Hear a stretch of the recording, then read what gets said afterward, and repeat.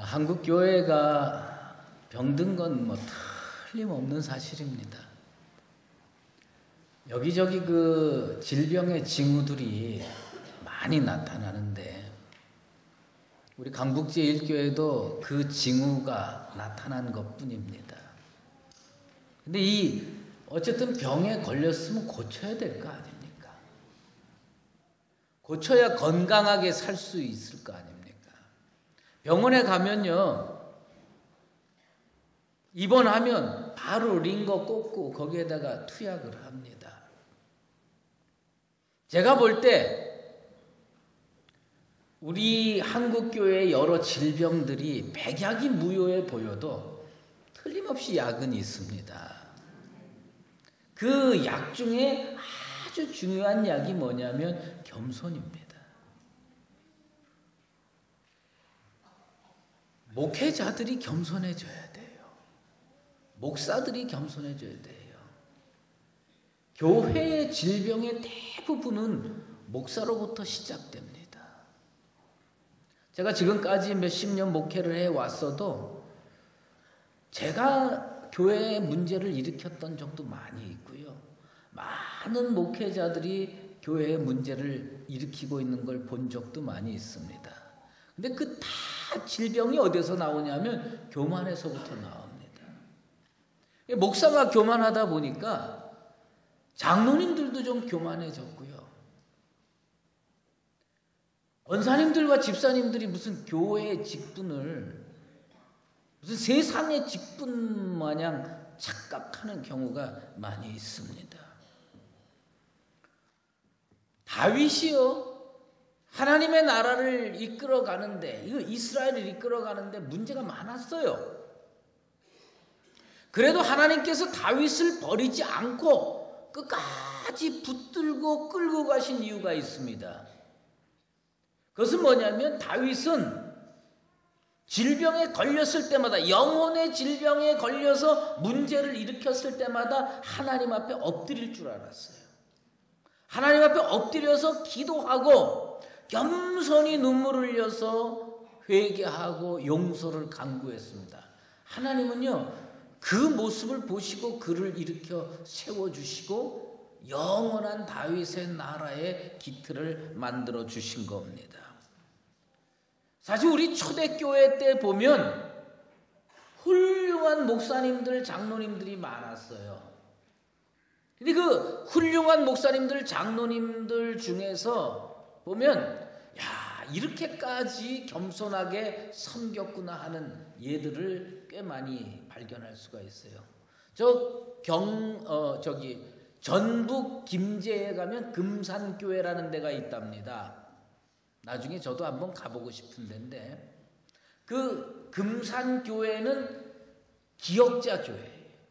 기역자 교회였는데 언제 처음 이 교회가 시작됐느냐 하면 1905년 남장로교에서 오신 선교사 테이트 선교사가 세운 교회인데, 그 테이트 선교사가 전도하러 갔다가 어떤 마방에 들려갔습니다. 그게 뭐냐면 파발을 키우고 그 다음에 여관을 경영하는 그 마방에 들어갔어요.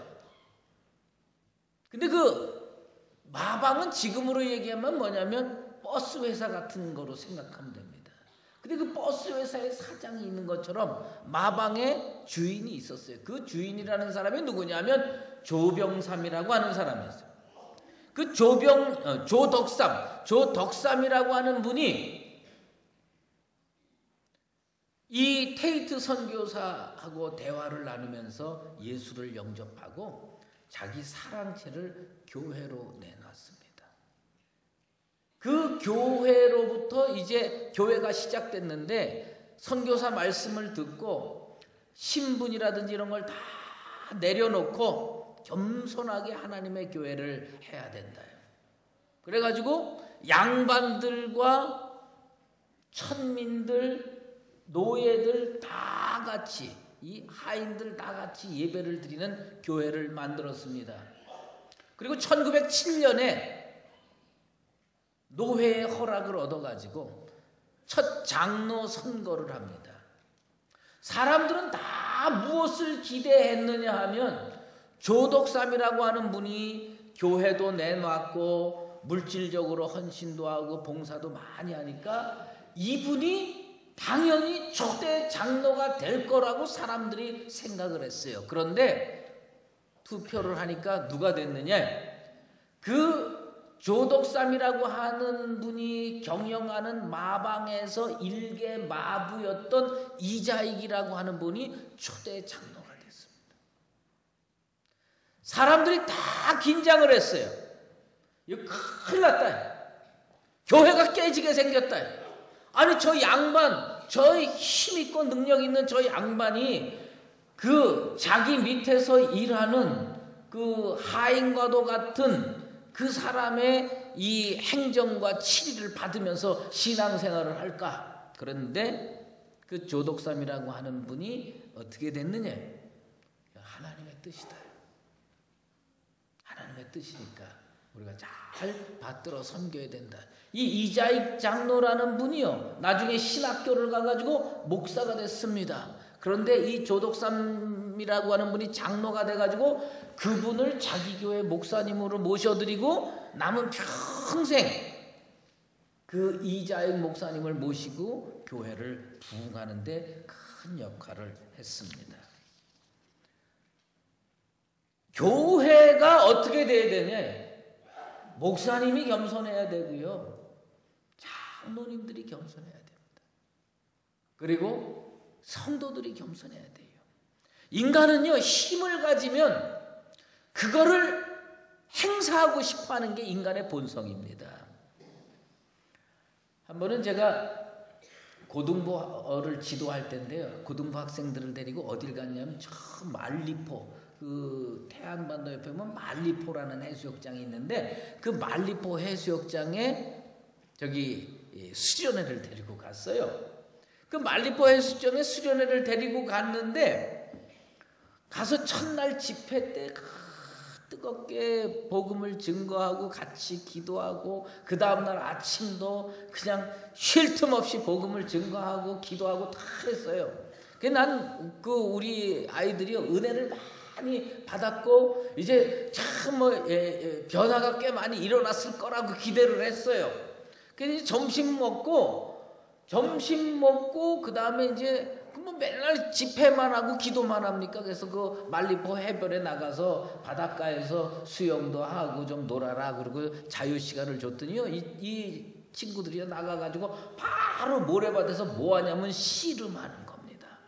씨름을 하는데 제가 옆에서 유심히 보니까 목숨 걸고 하는 거예요. 뭐냐? 내가 너를 꼭 이기고 말겠다. 꼭 이기고 말겠다. 그래가지고 뭐 해가지고 결국은 2명이 남았어요. 2명이 이제 우리로 얘기하면 결승전에 간 거예요. 그런데 결승전에 가갖고 어떤 친구가 상대방을 모래밭에다가 냅다 꽂았어요. 그러면 이제 그게 끝나야 되잖아요. 근데 그 넘어진 애가 승복을 하는 겁니다. 어디 한국이 한 판에 끝내는 결승전이 어딨냐? 3판 양승이다. 그래가지고 이게 했는데 결국은 어디까지 갔냐? 5판 3승까지 갔어요.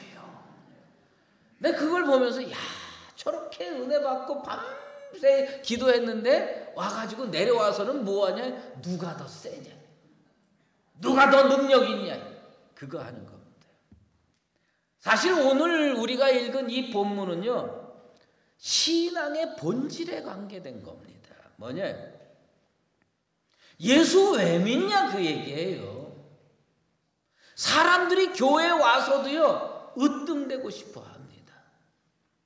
사람들이 교회에 와서 예수 믿는 거 그건 별개의 문제고, 내가 교회에서 능력 있게, 교회에서 대접받으며, 교회에서 하나님이 주신 이 힘과 능력을 내가 한번 마음껏 써보고 싶은 마음이 우리 마음속에 얼마나 많이 있는지 모릅니다. 한국 사람들은 좌우지간에 이 완장만 채주면요, 정신이 없어요. 언젠가 비행기에서 갓 상무된 사람이 가가지고 문제를 일으켜가지고 그 승무원한테 그 못할 짓을 하고 욕짓거리 해가지고 쫓겨와서 그 다음에 상무도 쫓겨났다는 이야기 여러분 신문 통해서 다 알 거 아닙니까? 예수님께서 힘을 휘두르고 싶었으면 하늘 보좌를 버리시고 이 낮고 천한 곳까지 내려오셨겠습니까? 그런데 예수님의 제자들은 전혀 생각이 다른 거예요. 내가 바라는 거는 우리 강북제일교회 성도들, 저를 포함한 강북제일의 모든 성도들이 예수님과 생각이 같고 행동이 같고 뜻이 같아지게 되기를 축원합니다. 사자성어로 동상이몽이라는 말이 있죠. 여러분 잘 아실 겁니다. 한 침대에서 같이 잤어요. 한 침대에서 같은 이불 덮고 같이 잤어요. 그런데 꿈이 전혀 다른 겁니다. 다른 꿈을 꾸는 거예요. 같은 꿈을 꿔야 되는데 예수님의 꿈하고 제자들의 꿈이 다른 거예요. 그게 한국교회를 병들게 하는 겁니다. 예수님의 꿈하고 나의 꿈을 한번 비교해 보십시오. 예수님의 꿈하고 나의 꿈이 같으면 나는 올바른 성도가 될 겁니다. 근데 예수님의 꿈하고 나의 꿈이 전혀 다른 거예요.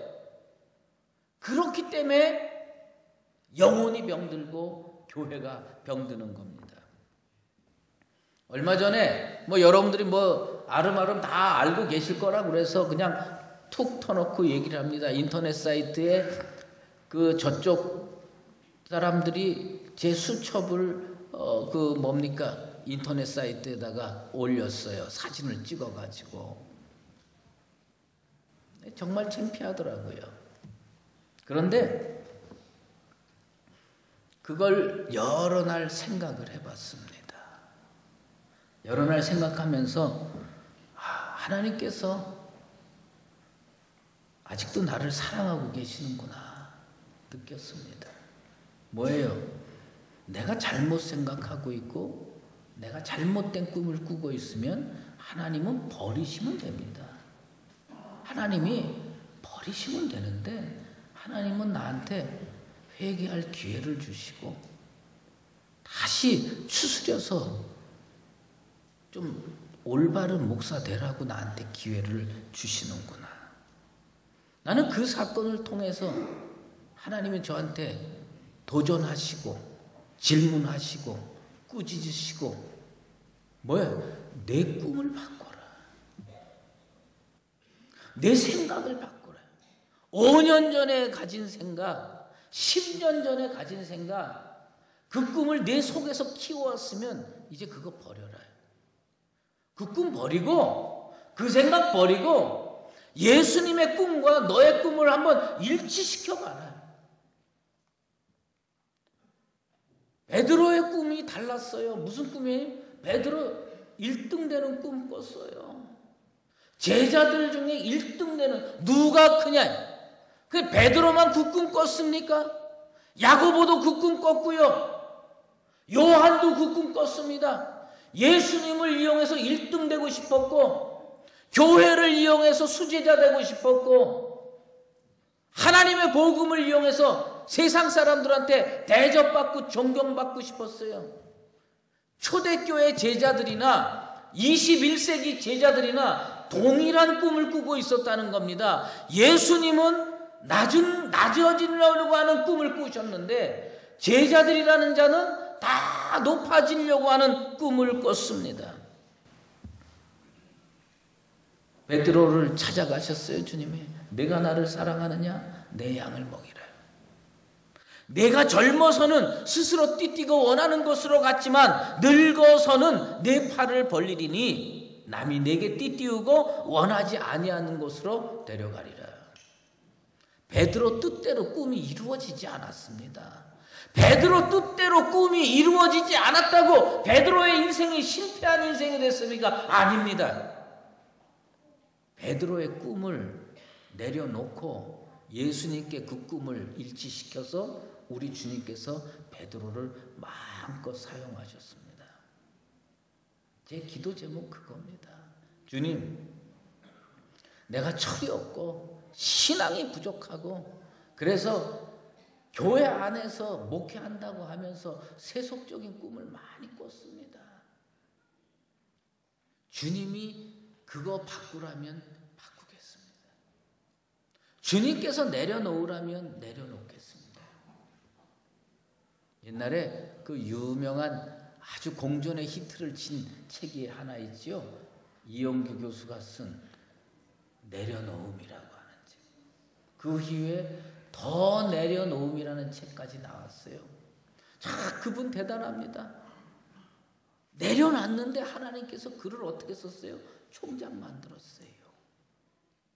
내려놨는데 총장을 만들어 주셨어요.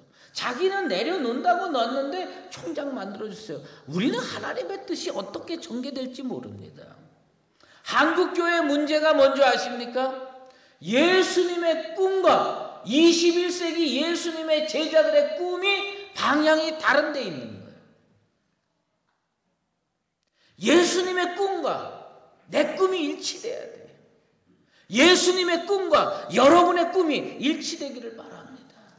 교회 안에서 예수님과 한 상에 먹고 마시면서, 교회 안에서 예수님과 한 입을 덮고 자면서 교제하면서 예수님은 낮아지는 꿈을 꾸고 있는데 성도들은 높아지는 꿈을 꾸고 있고, 예수님의 제자들처럼 흉내내가지고 21세기 목사들이 죄다 높아지는 꿈을 꾸고 있습니다. 하나님께서 저한테 기회를 주십니다. 너 그거 바꿔라. 너 그거 바꿔라. 저는 몇 날 며칠을 고민하면서 생각을 했습니다. 여러 부분을 생각을 했어요. 바꿔야 되겠다.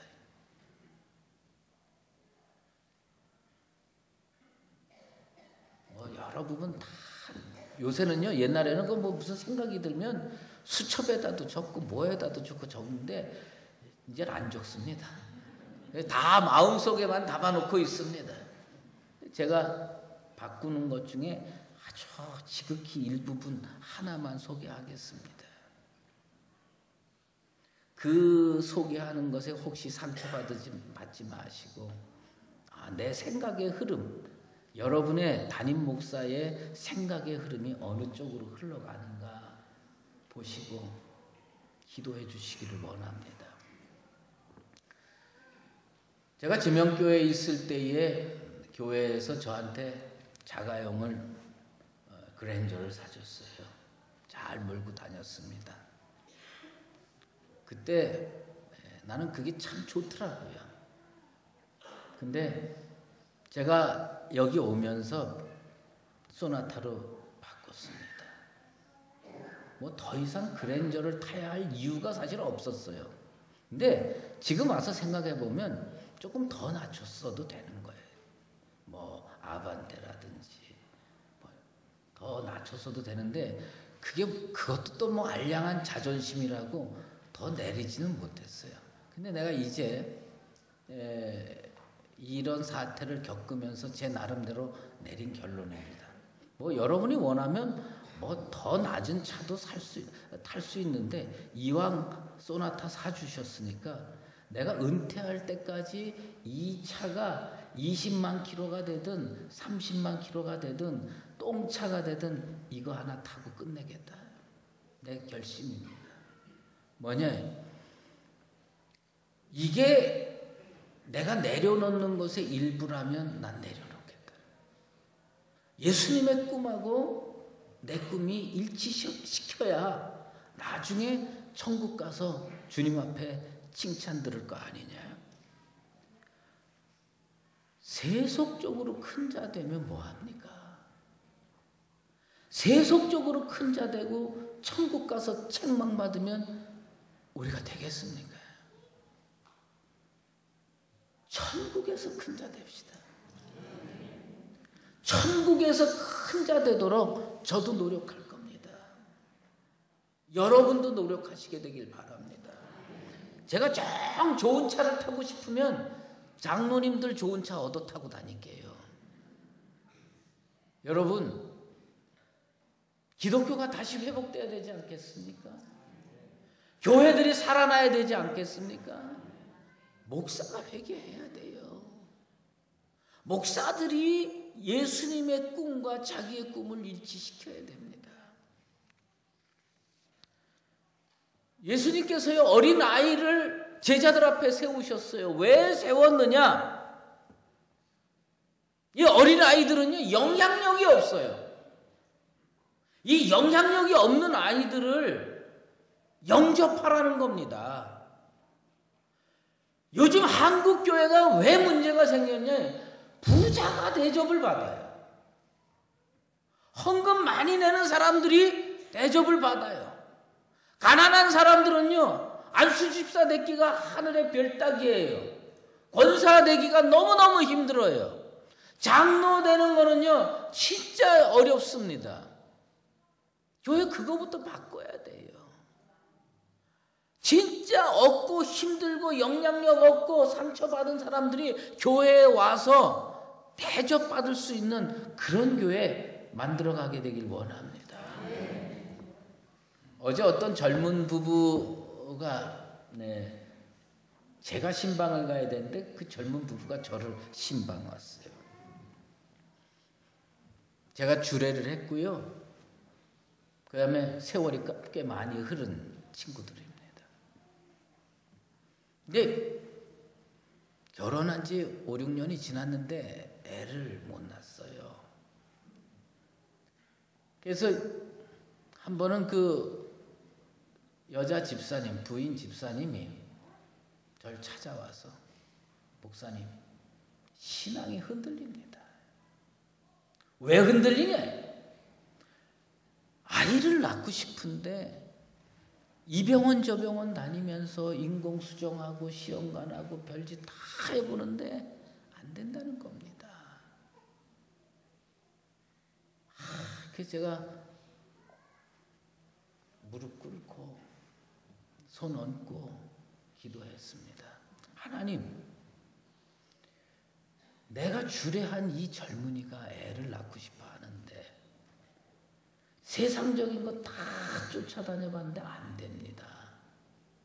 하나님께서 신앙이 흔들린다고 그러는데 좀 도와주셔야 되지 않겠습니까? 그리고 병원에 가서 했는데 쌍둥이를 낳았어요. 그 쌍둥이를 낳아가지고요, 6개월이 됐습니다. 6개월 좀 지났어요. 그 아이들 데리고요, 저희 집에 신방했습니다. 나는요, 애들이 영향력이 없는 줄 알았어. 이 두 녀석이요, 저희 집을 완전히 발칵 뒤집어 놨습니다. 그러니까 어른들의 기분이 누구한테 맞춰져야 되냐면 그 아이들의 희노애락에 맞춰져야 되는 거예요. 애가 울으면요, 다 전전긍긍합니다. 애가 웃으면요, 다 기뻐합니다. 그래서 이제 손님이 와서 짜장면을 시켰어요. 짜장면하고 짬뽕을 시켜가지고 먹으려고 그러는데 이 두 분이 식사 시간에 큰일을 모시더라고요. 그럼 어떡하냐? 기다려야지. 그분들 다 시원하게 기다려야지. 어떡합니까? 그래서 그냥 기다렸다가 그분들 다 시원해진 다음에 저희들은 냄새나는 그 구덩이에서 먹었다는 슬픈 얘기가 있어요. 여러분, 그 보니까요, 영향력이 없는 줄 알았어요, 아이들이. 별 볼 일 없는 줄 알았는데 그 아이들이요, 가정을 지배하고 분위기를 지배하고 다 지배하더라고요. 여러분, 교회에서 가난한 사람들이 빠져나갑니다. 젊은 사람들이 빠져나갑니다. 아프고 힘없는 사람이 빠져나갑니다. 그 빠져나갔는데 우리는 그렇게 생각했을지 몰라요. 영향력이 없는 사람들 몇 명 빠져나간들 교회가 흔들리겠느냐? 그런데 교회가 근본부터 흔들린다는 겁니다. 교회가 다시 겸손을 되찾아야 돼. 목사가 다시 겸손을 되찾아야 됩니다. 우리 모두 새로운 결심을 합시다. 세상에서 큰 자 되는 것이 아니라 천국에서 큰 자 되자. 이 땅에서 좀 가난하면 좀 어떻습니까? 힘이 없으면 좀 어때요? 영향력이 없으면 어떻습니까? 주님 앞에 헌신하고 충성해서 나중 천국 가서는 꼭 칭찬 듣는 나와 여러분 되시길 바랍니다. 오늘부터 저부터 겸손해지겠습니다. 여러분도 겸손해지십시오. 장로님들 부탁인데 겸손해지시고, 안수 집사님들 좀 내려놓으시고, 권사님들 저 낮은 곳에서 좀 섬기십시다. 그래서 하나님께서 이 교회를 긍휼히 여기셔서 다시 한번 하나님의 교회를 섬길 수 있는 기회를 주시는 그런 복된 교회를 만들어가는 나와 여러분 되시기를 주의 이름으로 축원합니다. 이제는 우리 주 예수 그리스도의 은혜와 하나님 아버지의 극진하신 사랑하심과 성령의 인도하시고 교통하심이 겸손한 신앙을 지녀 예수님의 꿈에 나의 꿈을 맞추고 교정시켜 남은 평생 하나님께 온전한 영광을 올려드리며 살기를 작정하는 사랑하는 강북제일의 모든 성도들 머리머리 위에와 오늘도 주의 긍휼과 능력을 기다리는 강북제일교회 위에 이제로 영원히 함께 계시옵기를 간절히 축원하옵나이다.